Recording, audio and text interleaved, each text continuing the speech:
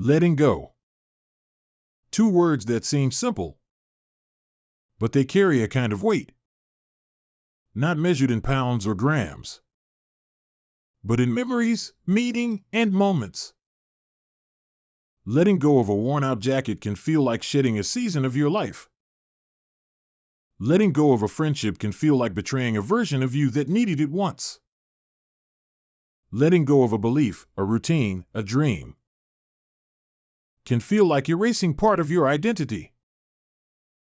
Because behind every object we release, behind every relationship we walk away from, behind every habit we choose to end, there's a deeper story, a quiet thread running beneath the surface, a story of who we've been, of who we thought we needed to be, of what we feared we'd lose if we dared to loosen our grip. It's a story of identity, of fear, of attachment, and perhaps most powerfully, a story of regret. Not just the loud, dramatic kind, but the quiet ache of what if. The lingering voice that whispers, did I hold on too long? Did I let go too soon? Did I make a mistake? Welcome back to the Minimalist Living Lab. I'm Hart, and today we're stepping into one of the most tender and transformational spaces within minimalist living. The art of letting go without regret. Because this isn't just about decluttering closets or clearing your schedule. It's about something deeper, more invisible, more intimate. It's about the emotional clutter, the unfinished conversations, the expectations we never asked for but still carry, the fears that take up space in our hearts. So what does it really mean to practice emotional minimalism?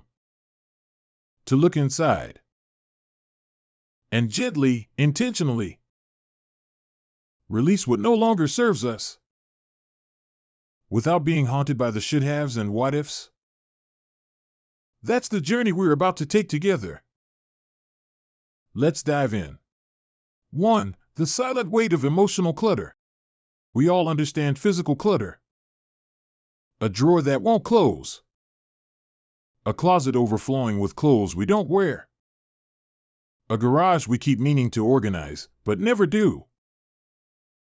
It's visible, tangible. We can point to it and say, that's the problem. But emotional clutter is different. It doesn't pile up in corners or spill out of boxes. It settles quietly in the background. Behind smiles, behind habits, behind the way we react. It's harder to name, harder to see, and much, much harder to let go. Because emotional clutter disguises itself.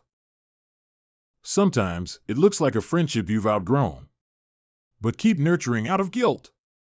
You tell yourself it's loyalty, but deep down you feel drained every time you meet. Sometimes it's a childhood memory, one you've replayed so many times that it feels like a scar you can't stop touching. You think revisiting it gives you control, but all it gives you is pain. And sometimes it's the most subtle form of clutter, a version of yourself you keep comparing your present life to, the version who achieved more, or suffered less, or simply believed that by now you'd be somewhere else. These are the things we carry. Not in backpacks, not in storage units, but in our minds, in our hearts, in the quiet in-between spaces of our days. They follow us into new relationships. They echo in the way we speak to ourselves. They live in the pauses between choices, nudging us, holding us back, dimming our presence. Emotional clutter isn't loud. It's not urgent. It doesn't demand attention, but it demands energy. And over time, it takes up space. Space that could be filled with clarity, with joy, with peace. And yet, we rarely stop to ask, why am I still holding this? What am I afraid will happen if I let it go? And who might I become if I didn't carry this anymore? That's the quiet revolution of emotional minimalism. It doesn't begin with purging a shelf.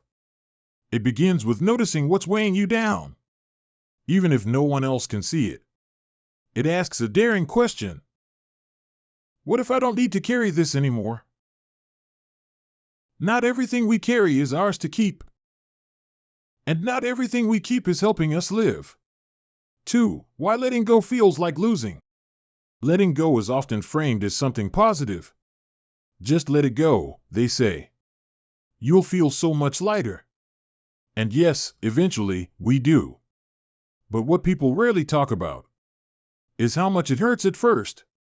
Because letting go doesn't always feel like freedom. At least not immediately. At first, it feels like loss. We don't just release the object, the person, or the memory. We release a piece of who we were with it. That friendship? Maybe it reminded you of a time when you felt needed. That journal or photo? It held the last connection to someone you've lost. That belief you're outgrowing? It helped you survive when you didn't know how else to cope. So when we let go, grief shows up. Not just over what's gone, but over who we were with it, and who we might have to become without it. It's no wonder we resist. We tell ourselves we're being loyal, that holding on is noble, that the pain of staying is somehow more bearable than the pain of change. And we fear what others might think. You're giving up too soon. You're making a mistake. You'll regret it. But here's the truth. Letting go isn't always about quitting. Sometimes it's the bravest thing we can do. It's not a betrayal of your past. It's an act of trust in your future, in your growth, in your right to live without being weighed down by what no longer aligns.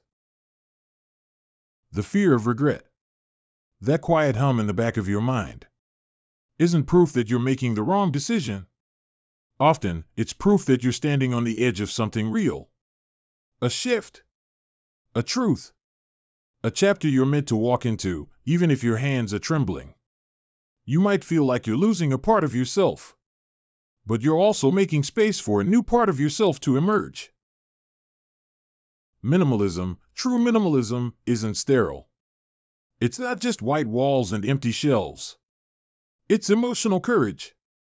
It's choosing to feel the discomfort of detachment, so you can reach the clarity of alignment. So yes, letting go feels like losing, but only until you realize you've been losing yourself by holding on. 3. The art of emotional editing. We're used to editing the outside world. We edit photos. We edit resumes. We edit emails before clicking send. But emotional editing? That's different. That's intimate. And it requires honesty of the highest kind. Emotional minimalism isn't about cutting yourself off from feeling.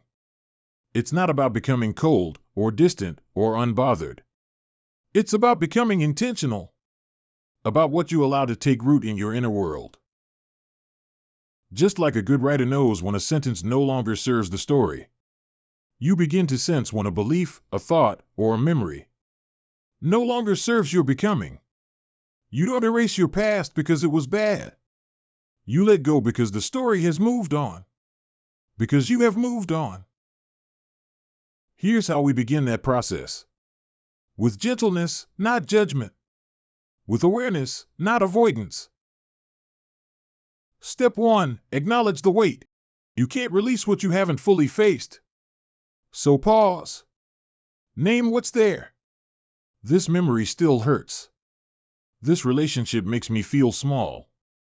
This version of myself doesn't fit anymore. Naming it doesn't make you weak. It makes you real. Step 2. Ask, is this helping me grow or keeping me stuck?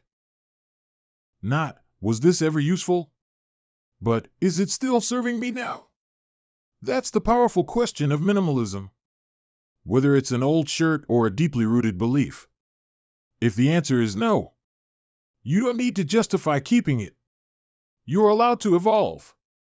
You're allowed to change your mind. And yes, you're allowed to let go of something that once meant the world to you. Step 3. Create a ritual of release. Emotions don't just disappear. They need ceremony. They need acknowledgement. They need space to exit gracefully. So write the letter you'll never send. Burn the note. Take the walk. Cry the tears. Light the candle. Say the goodbye. You're not being dramatic. You're being human. These rituals matter. They help the heart catch up to the decision the mind has already made. You're not just editing for simplicity. You're editing for meaning. When we reduce emotional noise, we amplify emotional truth. When we release what's false, we begin to live in alignment with what's real. And when we stop clutching so tightly to what used to define us, we begin to discover who we really are now. Emotional editing is an act of self-respect, a quiet revolution, a reclaiming of space, not just in your home, but in your inner life. 4. Regret is a sign of growth. Regret. It's one of the most human emotions, and also one of the most misunderstood. We treat regret like a red flag, a warning, a sign that we've failed or made the wrong turn. But what if regret isn't the enemy? What if it's not a signal that you messed up, but a whisper that you've outgrown something? When you start letting go, whether it's a person, a habit, or a long-held belief, regret might follow close behind. You'll hear the voice. Maybe I should have held on just a little longer. What if that was my only chance? Did I make the right decision? These are not questions of failure. They are echoes of change. Proof that you are in motion. Proof that you are awake to your life. Because growth is disorienting. It involves shedding skin, leaving behind comfort, choosing presence over nostalgia. And yes, that can feel like loss. Even when you're heading towards something better. Even when you know it's the right path. Regret shows up not just when we've done wrong, but when we've dared to do something different, to be someone different. So instead of asking, why do I feel regret? Try asking, what does this regret reveal about what I value? Sometimes, regret teaches us what matters most. Sometimes, it tells us we loved deeply, or hoped boldly, or cared so much it hurt. But here's what emotional minimalism invites us to remember. You can honor what was without staying in it. You can grieve the goodbye and still move forward with peace. You can feel regret and not let it write the next chapter. There's a quiet beauty in realizing that you don't need to be flawless to be free. That every step, even the hesitant ones, have led you here, to this moment of clarity. Maybe you let go before you were ready. Maybe you stayed longer than you should have. But maybe, just maybe, that was part of the lesson. The goal isn't to avoid regret forever. The goal is to live deeply enough that when it comes, you greet it with compassion, not shame. Regret doesn't mean you failed. Sometimes it means you finally chose yourself. And that, my friend, is growth. 5. Living with empty space. Letting go sounds like an ending. But what often surprises us most is what comes after. The quiet, the pause, the space. We declutter a drawer, and suddenly there's nothing in it. No mess. No distraction. Just room. And that same thing happens when we release emotional clutter too. A friendship ends. A story is closed. A belief is laid down. And in its place, silence. We say we want freedom. But here's the truth. Freedom can feel empty at first. Because we're used to noise. We're used to filling. We fill time with tasks. We fill silence with scrolling. We fill emotional discomfort with distraction. So when we finally create space, it can feel uncomfortable, unfamiliar, even unsettling.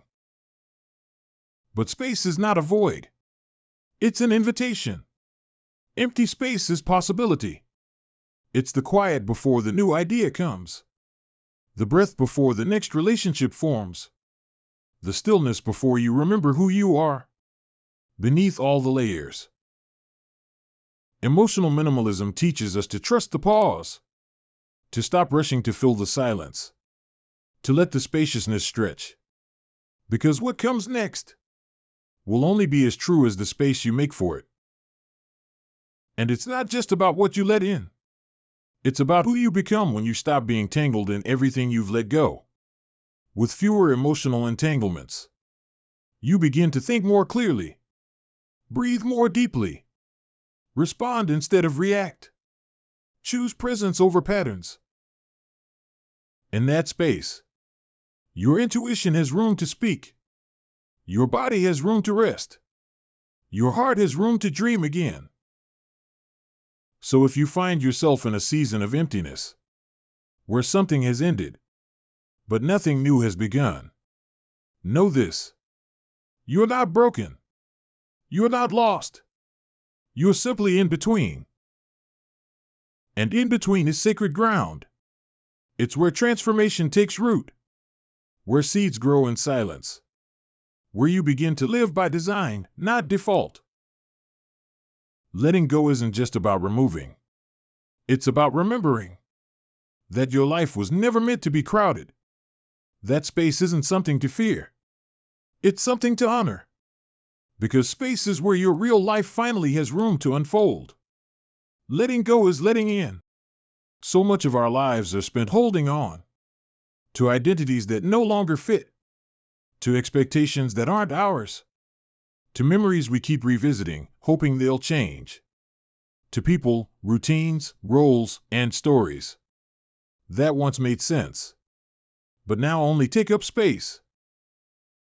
We're taught that holding on is strength, that endurance is noble, that letting go is surrender. But what if the opposite is true? What if real courage is in the release? What if strength looks like opening your hands, not to lose something, but to finally receive something new? What if surrender isn't about giving up, but about trusting yourself enough to say, I no longer need this to be who I am? Emotional minimalism is not cold. It's not harsh. It's one of the most loving things you can offer yourself. It's the gentle act of saying, I deserve clarity. I deserve peace. I deserve to stop carrying what hurts me just because it once helped me. You're not erasing your story. You're editing it with wisdom, with kindness, with a clear-eyed commitment to your present life. Not just the life you thought you were supposed to live. Yes, letting go may bring regret. Yes, it might stir grief. Yes, it may feel like something is missing. But in that space, new things can grow. You will laugh again. You will create again. You will trust again. You will meet yourself again. This time, without all the weight. So if you're standing at the edge of a decision today, if you feel something tugging to be released, if your heart knows it's time, but your hands are trembling, know this. Letting go is not a closing. It's a clearing. a way of making space for who you're becoming.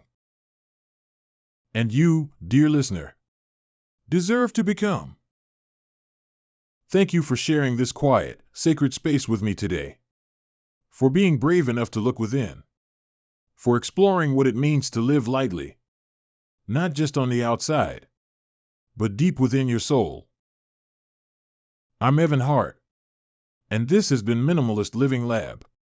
Until next time, live simply, feel deeply, and let go, so you can truly let in.